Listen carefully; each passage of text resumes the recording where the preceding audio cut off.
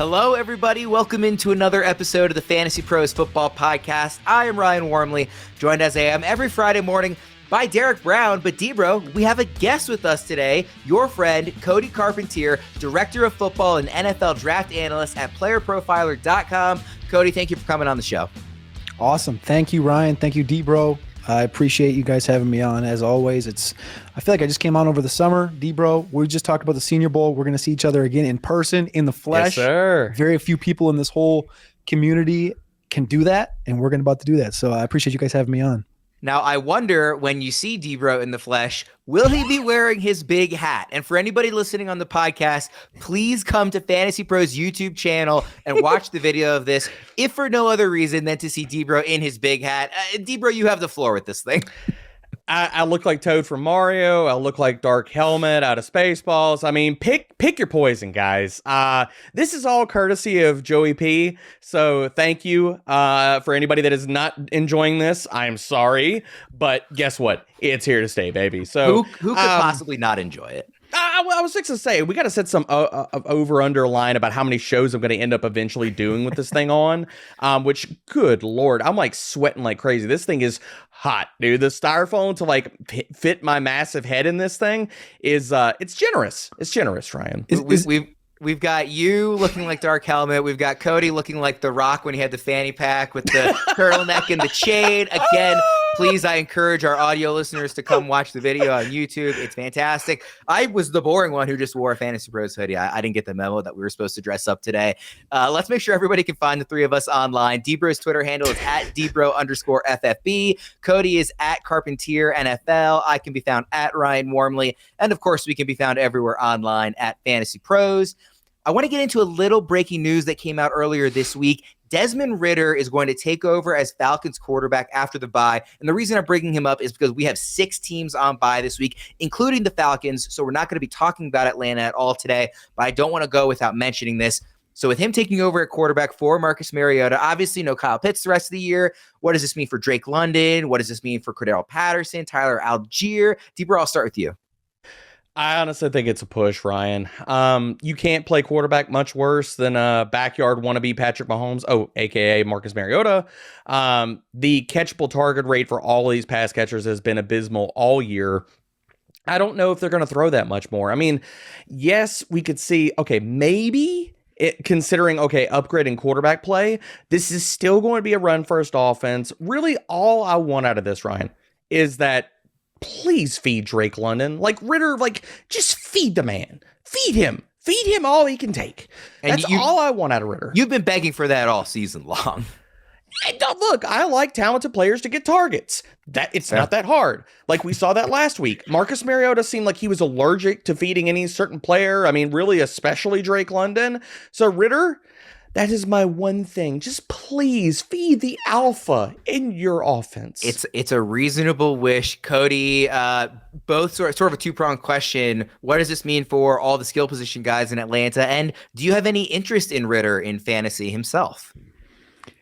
In fantasy, if you're stretched extremely thin, like obviously this week would have been the week. If I have Justin Fields, I have Trevor Lawrence, and Fields is on bye and Trevor Lawrence is hurt, then you maybe consider it. But with a bye for Atlanta, it's like, I'm probably not going to have Desmond Ridder in fantasy in 2022.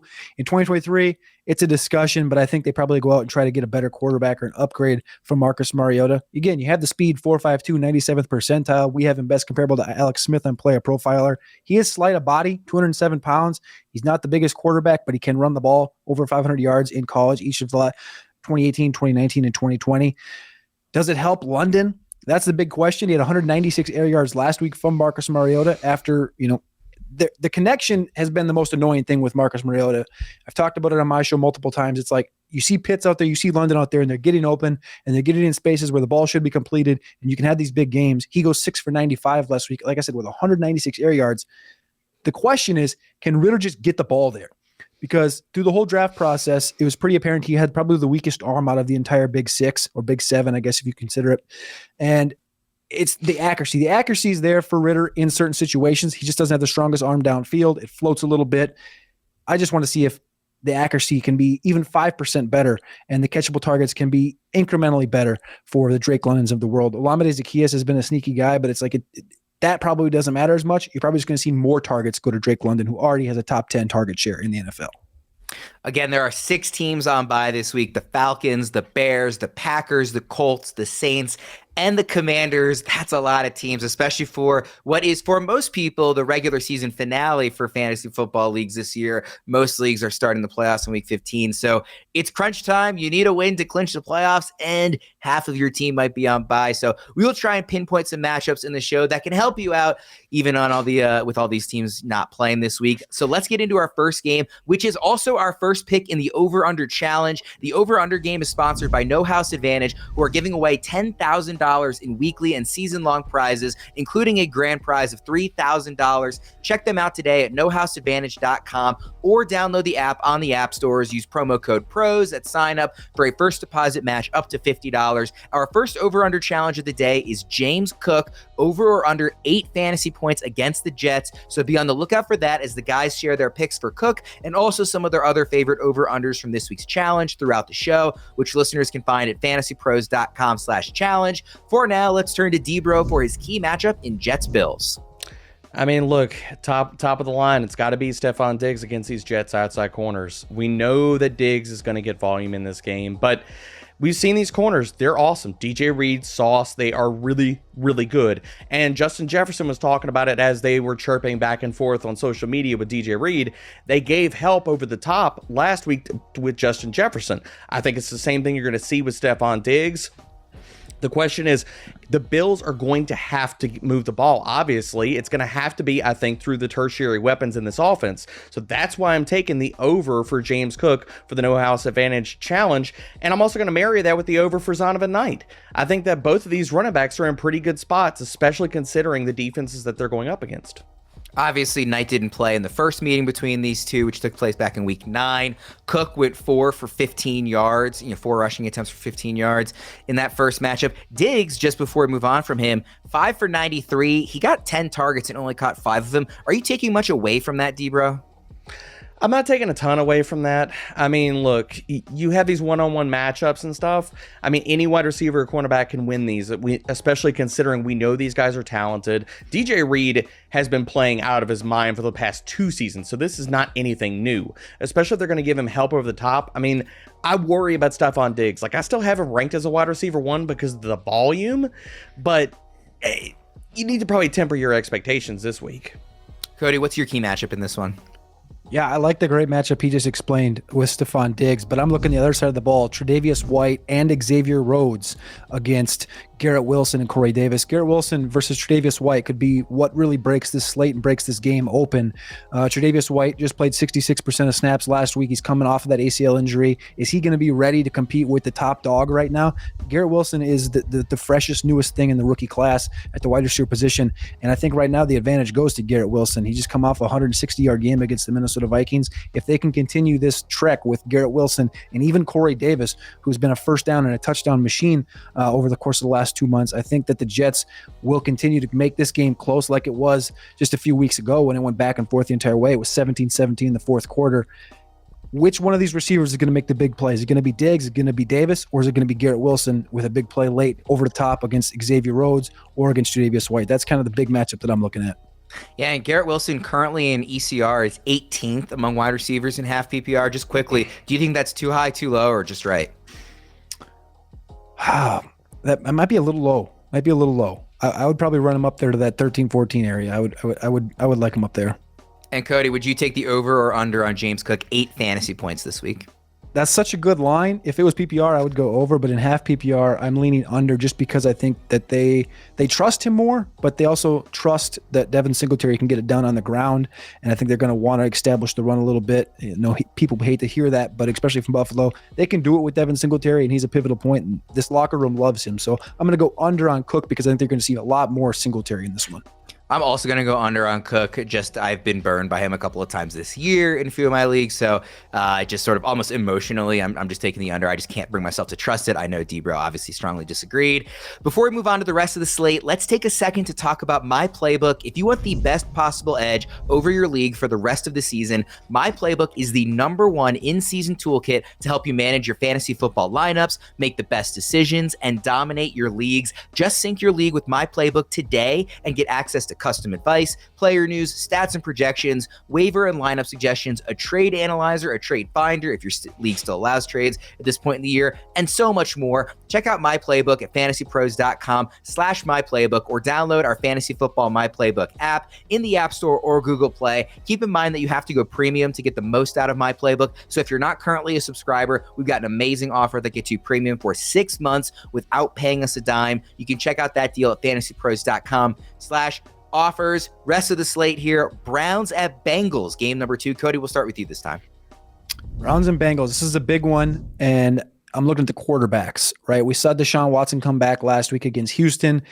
The game everyone thought Deshaun Watson would kind of break out in, and that game was a doozy. I want to see this week if he reacts, if he jumps back, and he can come back at the Cincinnati Bengals and compete with Joe Burrow in this one, or if it's going to be one-sided. I think Deshaun Watson hit a 33% completion percentage against pressures last week. He needs to show more. They're going to establish the run. They're going to try to anyways.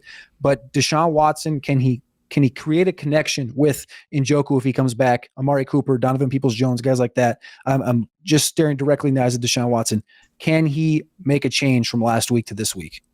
Yeah, and it's so interesting because there's really not a lot of history of guys missing that much time for non-injury reasons. So the rust question is clearly the biggest thing surrounding him right now. Nobody doubts the talent, but I like, it's really hard to sort of pinpoint how long you expect the rust to get shaken off when you haven't played in 700 days, when you haven't played in front of fans since 2019. I mean, it's just been so long since we've seen Deshaun Watson doing anything on the football field that I think the rust question is really interesting. Do you think this is something that managers should expect to be gone like within a couple of weeks it's shaken off, or will this sort of linger throughout the rest of the year, Cody?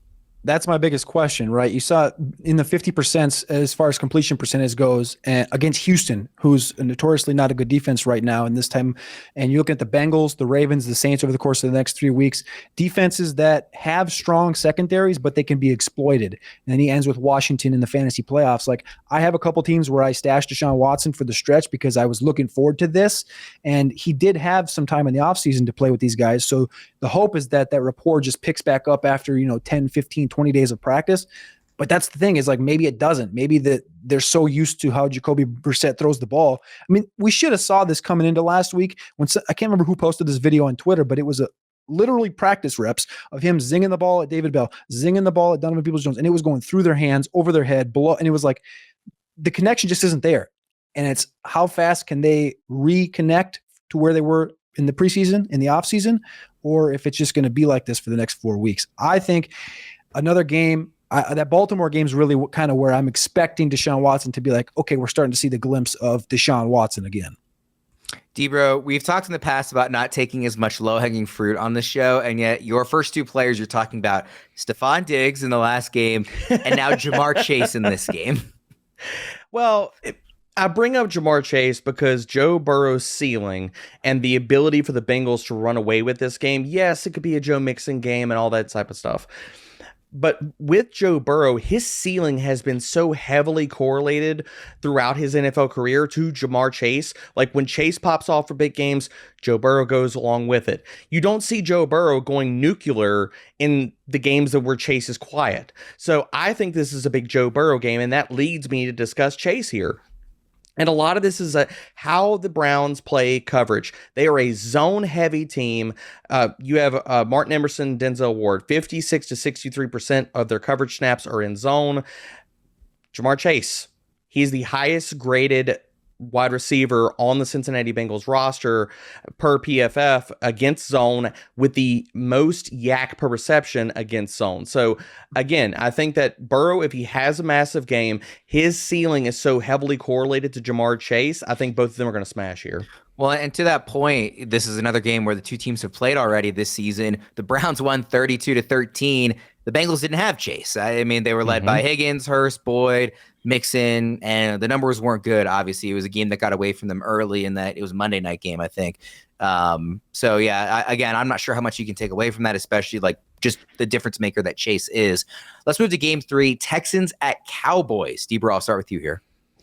Going to focus on the Dallas run game. And yes, no, this is not me taking the low-hanging fruit again. But we have to bring this up. And I want to discuss this as far as the overall context of this offense. Since Dak Prescott has been back, so since week 7, week 8, Dallas has been running at a really high pace. They're 8th in neutral script pace. But the other part of this, they're not throwing the ball a ton. They're 10th in neutral rushing rate. So yeah, like Houston's secondary doesn't scare me a lot.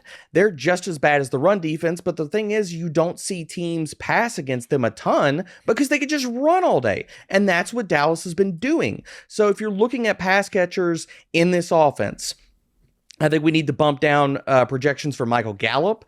Not that he's been standout or fantastic. And we also need to possibly shade Dalton Schultz a little bit in this game. CeeDee Lamb is going to get his. He does that every single week. But with a really, really good rushing matchup, and as much as Dallas has been limiting the passing volume, we know that you can run on Houston, and that's going to affect some of the Dallas pass catchers. In ECR, Tony Pollard is 9th this week, and Zeke is 13th. You have them 10th and 14th, so you're right there in line with consensus. Cody, what are you looking at in this one?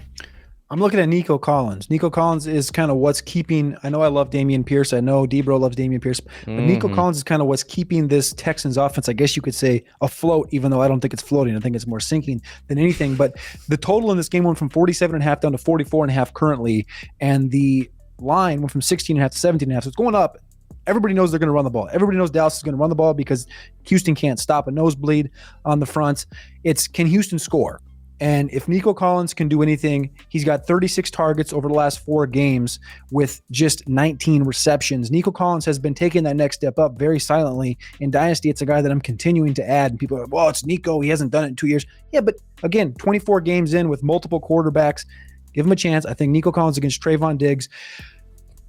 The catchable target rate for Nico Collins right now is very low. It's 50% from these Houston quarterbacks. Trevon Diggs is going to go and try to get a pick or two. It's going to leave air and caution for Nico Collins to catch a ball over the top and kind of do something to elevate this Houston offense. How aggressively would you be ranking him this week? He's down at wide receiver 38, so a high-end wide receiver 4 this week according to consensus. Would you be higher than that, it sounds like? It's a tough matchup. Don't get me wrong. I think you could get away with putting him in that 26 to 30 area. It's a very tough matchup, and it's kind of their big feature right now. Right, nobody's going to really care about Chris Moore, Phillip Dorsett. Brevin Jordan has done a little bit over the last few weeks, but other than stopping the run, Nico Collins is the main guy, and Trevon Diggs should feel confident in beating him, but we know Trevon Diggs can get beat. So I'm assuming the targets are going to continue to be there for Nico. I wouldn't have him much higher than probably the 28th or 26th wide receiver this week, but I could see him popping up and being a very conservative wide receiver too when the results come in. Sticking with you, Cody, for Vikings at Lions. Dad, this is a big one that came back in, I think it was like week 4, week 5, when the Vikings played the Lions. And Jeff Okudah wanted to talk all the smack after the game because they limited Justin Jefferson in that game. That's really what kept it close.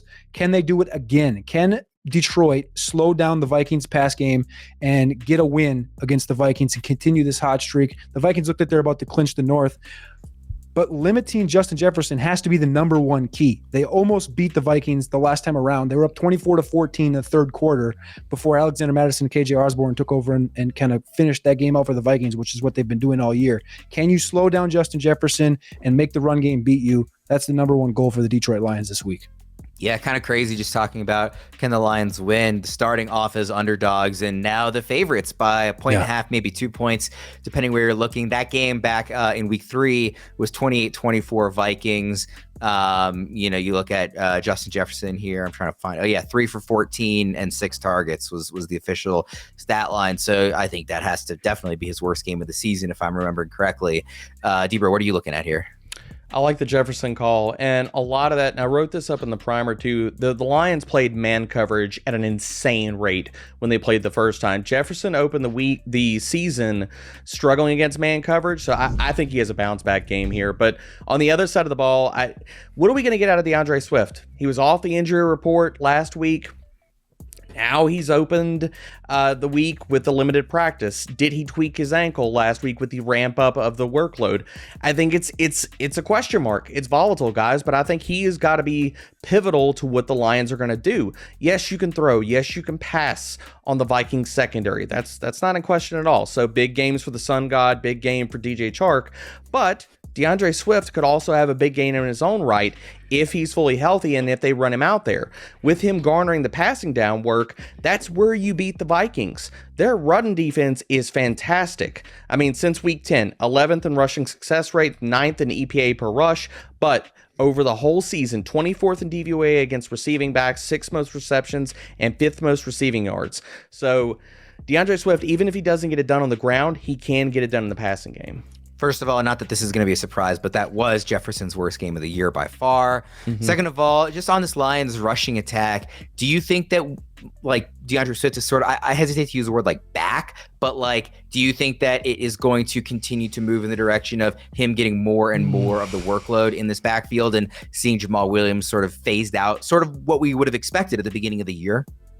So I think it really comes down to his health. I mean, and the hard part about this is that the Lions play so many little games with their injury reports. Like you see in recent weeks where they've had certain receivers that have been not practicing the entire week, i.e. Josh Reynolds. And they're like, we'll just list him as questionable. It's like, no, the dude is doubtful. He's not going to play. And then they rule him out on Saturday. Or you have DeAndre Swift, who's on the injury report, and then he practices in full all week, and then he doesn't get anywhere close to a real workload for multiple weeks.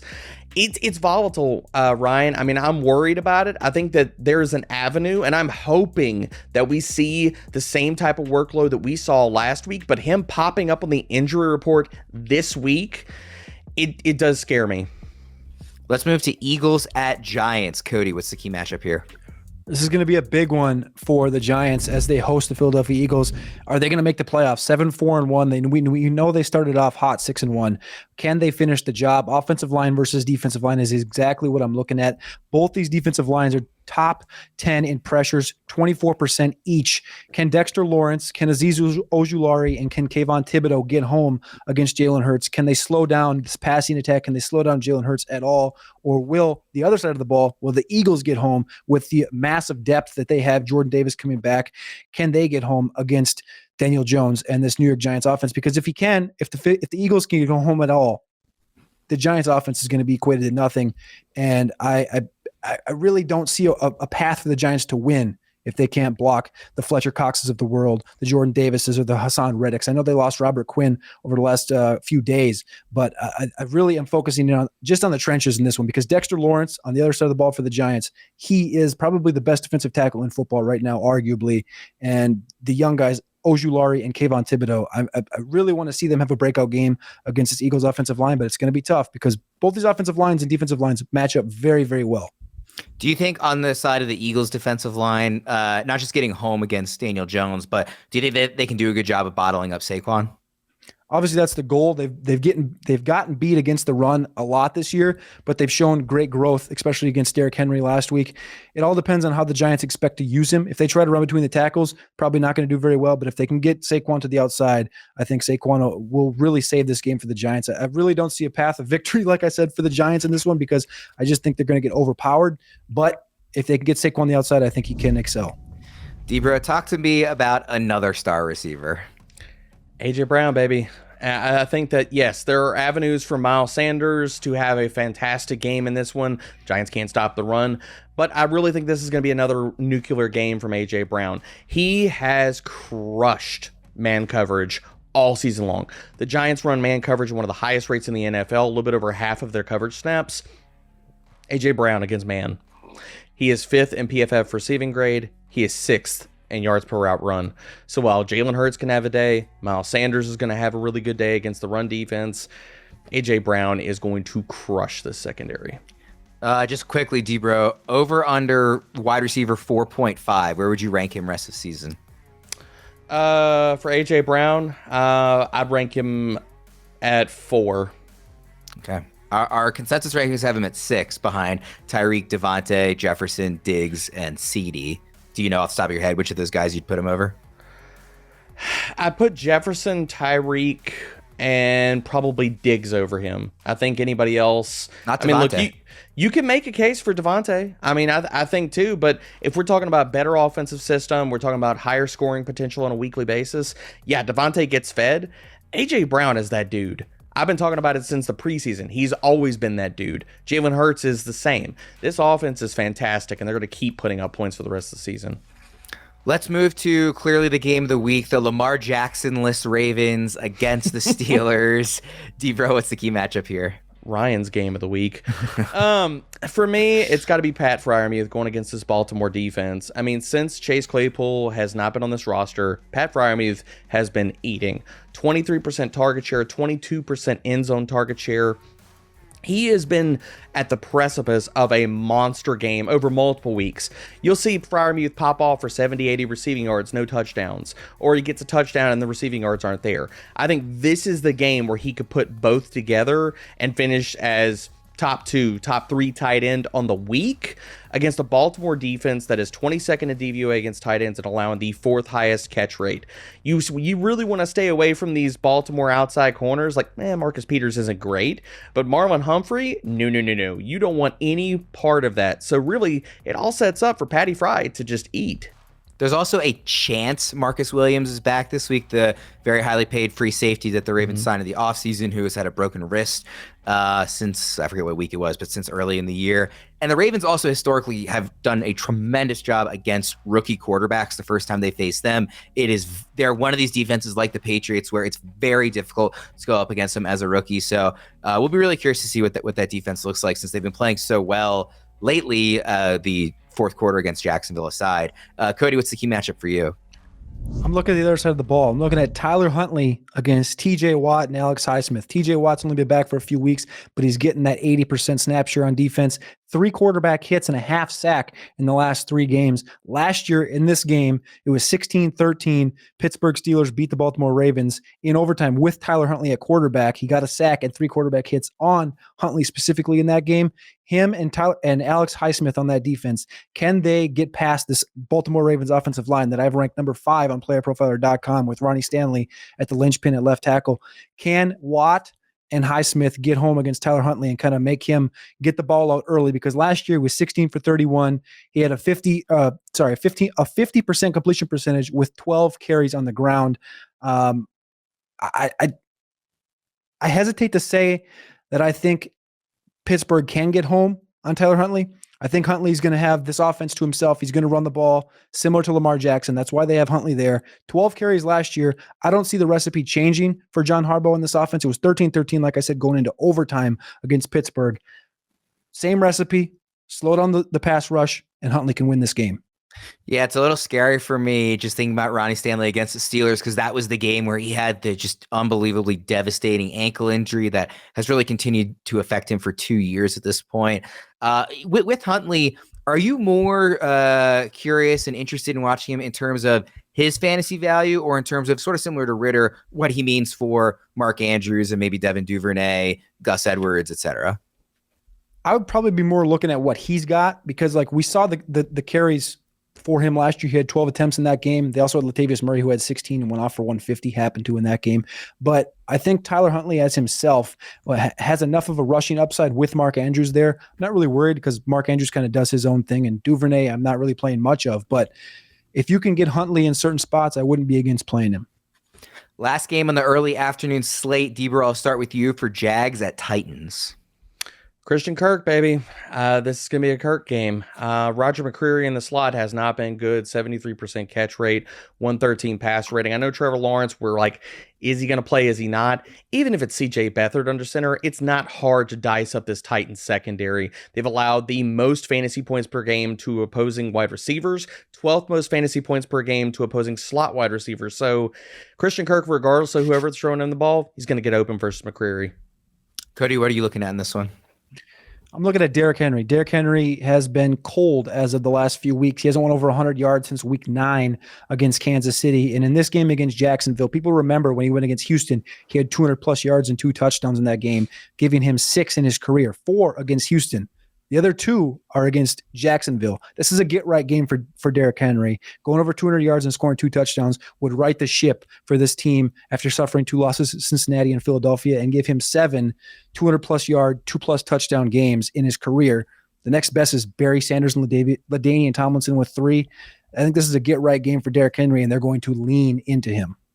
Is there any chance that, I know he's usually really good late in the year, obviously, because he wears people down. Just as he gets older, the physicality eventually sort of wears on you. Is there any chance that we might see him drop off this December as opposed to what he's done in previous Decembers, which is carry teams to fantasy victories? I would tend to say yes, but we're talking about a human that is 6'3", 6'4", 250 pounds, and they get Jacksonville, the Chargers, and Houston. I don't know. History just doesn't repeat itself, and we see it again this December. It just feels like clockwork with Derrick Henry. Yeah, he has a few bad games. Boom. Normally, we don't get this much in the early part of the season from weeks 4 to 9. It usually starts now, but I think you're just going to get a revamp. These couple matchups have been tough. Philadelphia, of course, has been pretty allowing of the rushing against opponents this year, but that game against Tennessee, where they completely focused and took him out of the game, was pretty pivotal. Yeah, you just look at the rushing yards totals in the last few weeks, 30, 38, 87, 53. So it's not, these huge triple digit games recently, but again, that schedule the next 3 to 4 weeks is pretty awesome. Juicy. Crazy. Yeah. Let's move to the late afternoon slate here. Chiefs at Broncos. Cody, I'll start with you. Chiefs at Broncos. I'm looking at Juju. I'm looking at Kelsey in the slot. Again, Isang Basie and Justin Simmons over the top. Can Simmons come in and kind of be that Derwin James over the top guy that slows down Kelsey? We know this defense limits all games. Can this Denver Broncos defense limit this game and bring Kansas City down into the 20s as far as scoring goes? We know Denver's probably not going to get up into the 20s, but at least when you make it a game, keep them in the 17 to 20 to 23 range, and don't let Kelsey take the top off, and don't let Marquez Valdez-Scantling go down the sideline. I think on the outside, there's not really a question. It's all this internal stuff in the slot and up the seam with Kelsey and Juju against Isang Basie, who's a top 40 cornerback, and Justin Simmons, who we know is an all-pro over the top. Man, when was the last time we saw a team with this level of disparity between offense and defense? I really cannot remember the last time it was this extreme. We've seen it extreme before with the Broncos, actually, in Peyton Manning's last year. Great defense. Obviously, not quite the same arm for him, but this has got to be as extreme as it's ever been, right? It's embarrassing. It truly is embarrassing. So the fact bad. that they bring in a quarterback like this, the expectation of quarterback like this, and they just can't do anything on offense, even when there's adequate run game. This offensive line is top 10 as far as the run game goes. And then you have talents on the outside like Cortland Sutton. Even if there's one dude, like we're seeing the Las Vegas Raiders with a similar offensive build where other than having Josh Jacobs, like they have a wide receiver on the outside. Get him the ball. Get the ball downfield. You have an athletic tight end. Get him the ball. And they just haven't been able to complete drives or do much. It's kind of embarrassing, especially with the defense that you have, which is, this defense is good enough to win you a Super Bowl. And we all knew it was a quarterback away. They just got the wrong one. Wrong quarterback, and they hired an offensive-minded head coach, and he also appears to be the wrong one. I do a weekly spot here in Denver for TV, and basically every week they're dancing around the question of, so how long is this thing going to play out the string? Like, is he going to be gone soon? I'm like, yeah, he probably should be. Really embarrassing all the way around. That's really the best word for it. Debro, what's your matchup? I mean, looking at any type of hope for the Denver Broncos is going to have to go through Jerry Jeudy, and I am going to take the over on his fantasy points line, which is sitting at 10 for the No House Advantage over-under challenge. And this comes down to not so much Jerry Jeudy, but how bad KC has been against opposing slot wide receivers. L'Jarius Sneed has not been good. 73% catch rate, 102 passer rating. Kansas City has given up the 4th most fantasy points per game to opposing slot wideouts. So it's nasty. It's nasty and mile high, but I still think that Jerry Jeudy can walk away with this with a solid slot line. Yeah, Andrew Erickson, of course, one of our other analysts, contributes TikTok videos for the FantasyPros account, which everybody should go check out. And today he dropped a video basically explaining all the reasons that Jerry Jeudy is a must start this week. But you are actually higher on him, Debro. You have him 22nd among wide receivers, and Erickson has him 23rd. So you're even a bit more bullish. Let's move to Panthers at Seahawks. And Debro, I'll start with you this time. Yeah, it's tried and true. It just comes down to, okay, what kind of coverage does the team run? If it's man, DK Metcalf week, If it's zone, it's Tyler Lockett week, and it is Tyler Lockett week, baby. You have the Carolina secondary since week 10, 73 to 76% zone in their coverage. Lockett has eaten up zone all year long. 64% of his target volume has come against zone coverage. He's 8th in PFF receiving grade, 13th in yards per route run. I know that DK Metcalf had a really good week last week, considering it was heavy zone coverage. Lockett got over a 30% target share against that last week. He is going to crush this week. We are so close to a true consensus among the Fantasy Pros experts. We have him ranked 15th, 15th, 15th, 15th, and then Joey P has him 19th. He is dragging everything down. But having said that, from what you're just describing, 15 almost seems a little low, D-Bro? It does. It seems low. I'm going to move him up. Where do I put you? Oh, Tyler Lockett. Wide receiver 10. I'm going to kick him above Amari Cooper, Jalen Waddle. Yes, because look, when he has had these explosion games, it has not been little, it has not been small, it has been massive. And Seattle, do we really think that Carolina is going to put up that much of a fight on the other side? I don't. So I think Lockett is just going to absolutely just cut the secondary in half. Cody, what are you looking at here?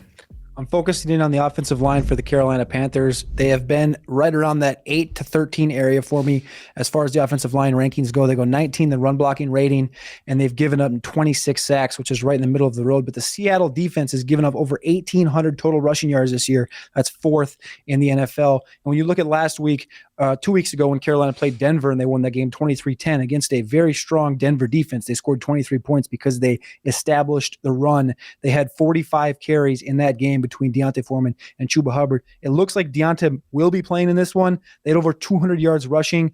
They had nearly 200 yards rushing combined, over 200 as a team. And they basically are keeping the ball out of Darnold's hand. He only had 19 attempts in that game against Denver.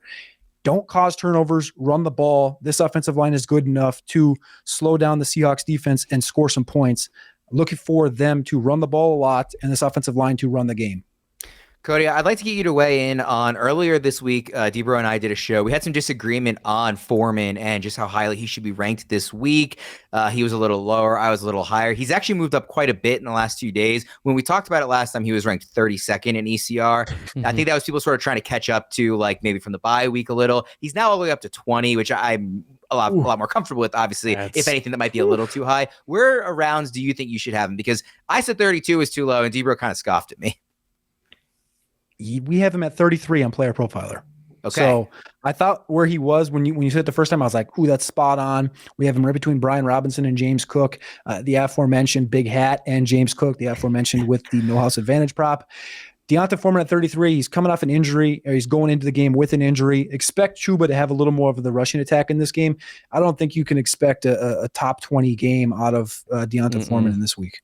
And I will just say for the record, in cases where I disagree with both Debro and Cody, I would recommend our listeners to side with Debro and Cody. So go ahead and ignore what I said. Let's move to game number 10. Bucks at 49ers. Debro, I'll start with you here. Yeah, again, I talked about Kenny Pickett staying away from the outside corners for the Ravens. Brock Purdy needs to do the same thing with the Buccaneers. That's the teeth of their defense.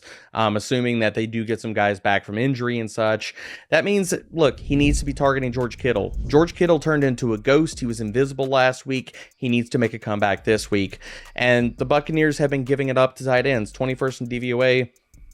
5th most receiving touchdowns allowed to the position, and the 8th highest catch rate to tight ends. So George Kittle, while we do see him disappear from time to time, and I understand that blocking is going to be a big thing for him this week against the Bucs pass rush, I think that he is also going to have to be involved in the passing game.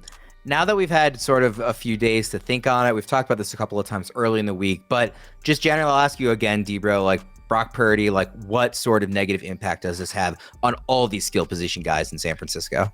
I wrote this up in the primer. It drops the ceiling for all of these guys. I mean, then that's one of the things that you look at George Kittle, like, you deal with the George Kittle dud games and you continue to keep rolling him out there in lineups because when he hits, he can legit win you a week. Now, I think that type of ceiling is evaporated. That's gone with Purdy under center. Can he still be a top 3 tight end? Sure, but like him to explode for like 120 receiving yards, multiple touchdowns, I don't think that's in the range of outcomes. But the other guys, you have to drop them as well. Debo's wide receiver 3 now. Brandon Ayuk is a high end 3, low end 2. It is what it is. Brock Purdy, while he's got cool nicknames that are going across social media and stuff, which I'm not going to bring up here, it doesn't mean that he's going to be a good NFL quarterback. He was drafted low for a reason, and that's because, well, he's not great. Cody, what are you looking at in this one? Looking at this Bucs offensive line, I'm staying in the trenches here. This Bucs offensive line has been almost in shambles all year. It feels like every couple of weeks there's another injury. Dating all the way back to the preseason, Tristan Wirfs now is not there at left tackle, but Tampa Bay Tom has been able to win a few of these games. Can the Bucs offensive line slow down the 49ers defense of line just enough time to give Tom time? He just needs 2.5 seconds. You saw the graphic on Monday Night Football. Less than 2.5 seconds to get the ball out, and he's over 70% in completion percentage. If he holds onto the ball any more than 2.5 seconds, it's bad news. We're in the 50% threshold for Tom Brady. Get the ball out early, protect against Nick Bosa, and Tampa Bay can get the ball downfield ever so slowly. We've seen the games. You're talking about limiting the ceiling for the San Francisco offense with Brock Purdy. Yes, they're probably going to want to run the ball. Get the ball to Christian McCaffrey. Get the ball to Debo in the short quadrants and let them move. George Kittle as well. We've seen the low games, though. We've seen them score 13 against the Saints. We've seen them score 14 against the Falcons and lose, 10 against the Broncos and lose. It's going to be a yucky game like that, and I think Tampa Bay has an advantage because they have Tom in comparison to Brock Purdy. With Brock Purdy, he might get antsy. If they can get up 10, 13, 3 on the 49ers, Brock Purdy's going to maybe feel like he has to go into hero mode, and that could cause turnovers, and that's exactly what Tampa Bay wants. Can Tom move the ball downfield? Can the Buccaneers offensive line slow down the Niners front seven that has been lethal over the last month? Byron Leftwich, offensive coordinator for the Bucs, had a quote on Thursday this week where he said, "This is not fantasy football. It's about winning games all the time." That is my absolute favorite thing when fantasy football managers say, "Hey, like maybe use your talented players more," and coaches are like, "It's not fantasy football. It's about winning." Like I'm sure that's worked out well for Arthur Smith or the Bucs this year. So NFC South coaches keep being dumb. Ever understand those quotes. It's like, it's about winning football games. Okay, you win football games by putting up points. Yeah. Fantasy points are scored by players playing well and your offense putting up points. Both of those things go hand in hand. So you're saying it's about putting up points? No. Like that, it's this is a symbiotic relationship. You do not. It's not one or the other. Fantasy football and winning are not mutually exclusive. No, score points, we get fantasy points. You score points, you get wins. You don't score points. It's about football. What about fantasy? Like, get out of here. We could set aside probably like a 40-minute rant for us. Oh, I could keep going about easily. But for now, we will move on to the primetime games. Sunday Night Football, Dolphins at Chargers. Debra, I'll start with you. Well, I keep talking about star players, but we look at how these matchups are rolling out this week. It's Austin Eckler against this Miami run defense. They are extremely good at stopping the run. They're top 12 in rushing success rate, rushing yards per game, and explosive run rate allowed. Where they are vulnerable is versus receiving backs.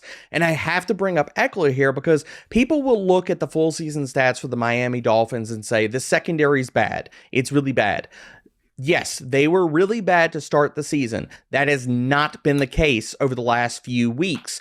Xavier Howard was banged up to start the year. He got torched religiously to begin the season. He has been awesome over the last 4 to 5 games. So if we're talking about, okay, the wide receivers are going to have an uphill climb, Austin Eckler is going to have to be peppered with checkdowns, and Justin Herbert has no problem doing that. Miami against receiving backs, 22nd in DVOA. They're allowing the 8th most receiving yards to running backs and the 6th highest yards per reception. So Eckler could easily lead them in targets this week.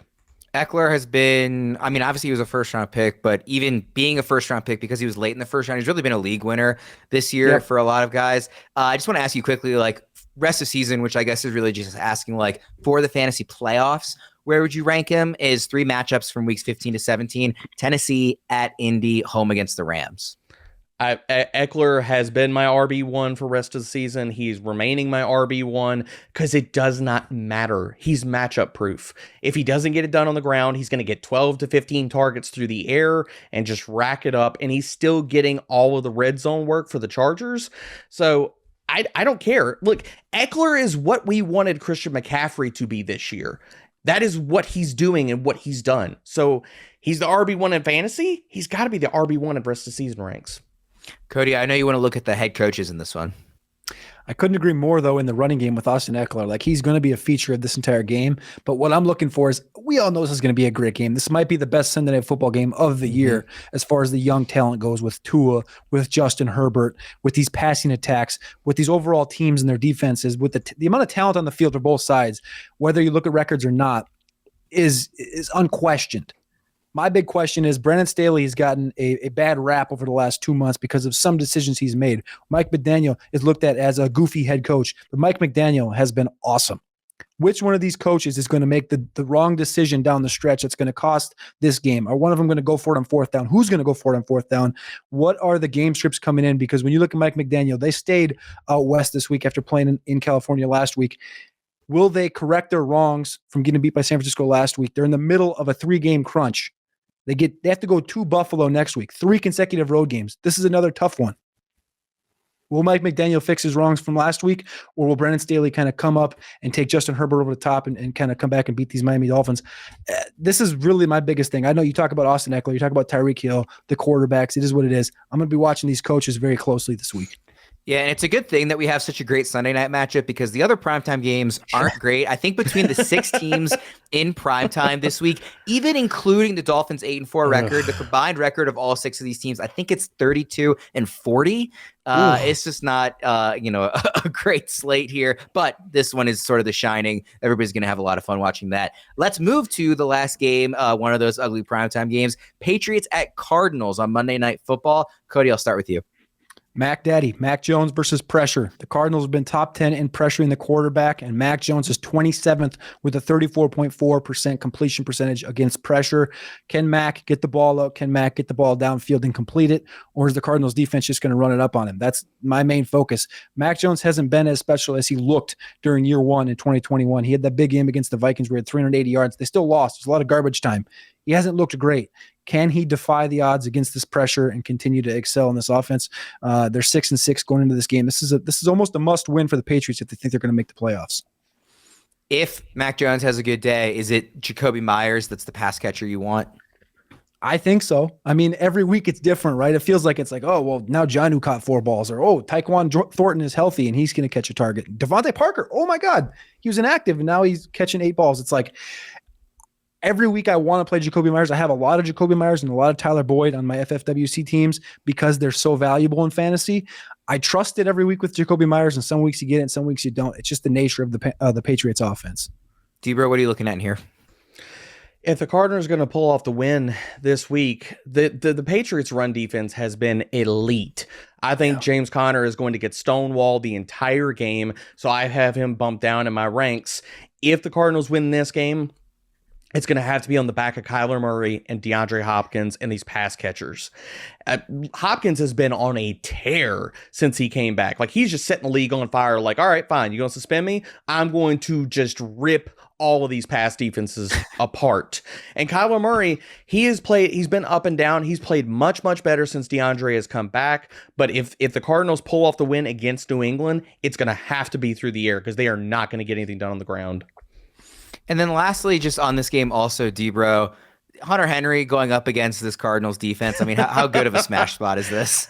I mean, it's a heaven matchup, dude. It's so fantastic. Like, Hunter Henry, I do not understand. And we talked about this on the Start Sit show. Like, why is he not a top 10 tight end this week in ECR? Like, he was tight end 13 last time I looked. Like, I've got him comfortably inside my top 10. He's going to crush. It's Arizona. They give up everything to tight ends. Like, they're top 3 in anything that you look at versus tight ends. So Hunter Henry, I talked about him in the waiver wire column to stash him ahead for this matchup. Start him confidently. He's moved up to 12th in ECR. You've got him 9th currently. So does Erickson and Fitz. So a lot of consensus there that he's a little underranked.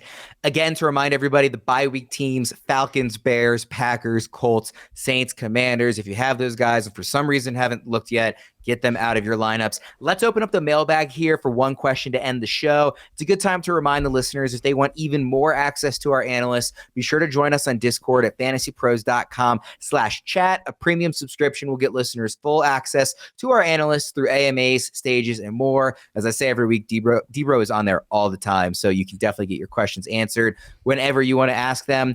The question this week, it's actually going back to the first game we talked about, is Bam Knight, Zonovan Knight, a top 25 play, even if Michael Carter plays this week? Debro, starting with you. I'll probably have him ranked somewhere around there. I think he's an RB2.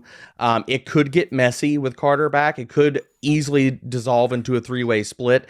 The other outcome here is that Carter could just take over the Ty Johnson role and Bam Knight just continue to both get work in the passing game and get all the early down carries. Like, Robert Salvo's not kidding. Like, he has been really enamored with everything Zonovan Knight has done, and the Jets need the run game in their identity. Carter hasn't done that in previous weeks, and James Robinson surely hasn't done that.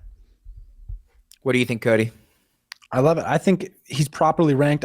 We have him as a top 24 running back this week. We saw 50% snap shares each of the last 2 weeks. Can he get into the double-digit fantasy points? Can he get the targets? I'm looking for targets. And if Ty Johnson and Michael Carter do play in this game and they come and take in any targets, that's really going to be my main, worry with Zonovan Knight. But I think this game would be high scoring enough where you're going to get proper usage out of Zonovan Knight, and I think he's going to be a top 24 guy. Let's wrap it up there, guys. Thank you both for a great episode. Everybody listening, please remember to check out my playbook to help you really just go into the playoffs strong and go out and win a fantasy title. Most of all, thank you, the fans, for listening. For Cody and Debro, I'm Ryan Wormley. We will see you guys again soon.